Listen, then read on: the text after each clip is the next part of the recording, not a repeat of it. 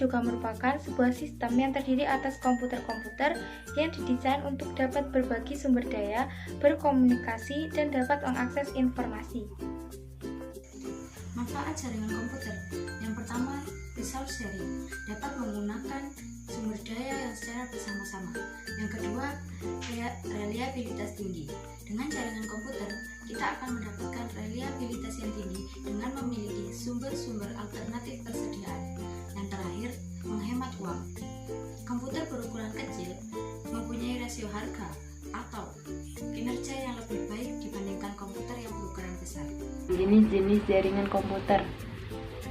Ada beberapa jenis jaringan komputer antara lain 1. Local Area Networks atau disebut LAN, jaringan pribadi di dalam sebuah gedung atau kampus yang berukuran sampai beberapa kilometer.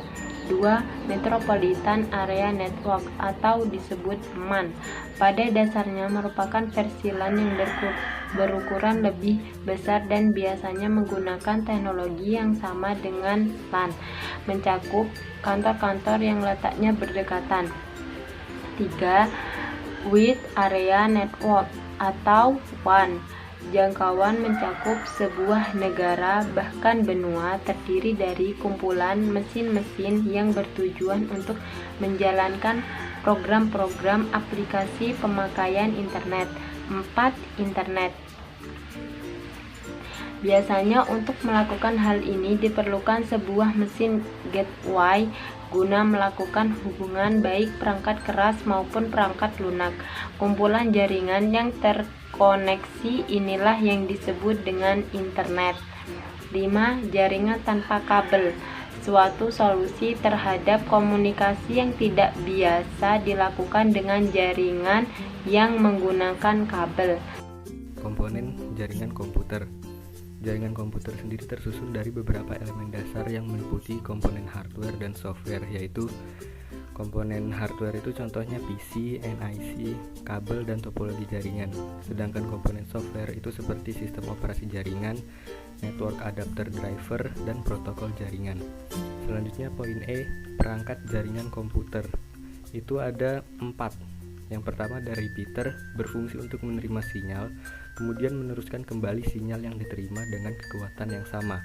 Yang kedua ada hub, fungsinya sama dengan repeater, hanya hub terdiri dari beberapa port, sehingga hub disebut juga multiport repeater. Yang selanjutnya bridge, berfungsi seperti repeater atau hub, tetapi lebih pintar karena bekerja pada lapisan data link sehingga mempunyai kemampuan untuk menggunakan MAC address dalam proses pengiriman frame ke alamat yang dituju. Dan yang terakhir ada switch, fungsinya sama dengan bridge, hanya switch terdiri dari beberapa port sehingga switch disebut sebagai multiport bridge.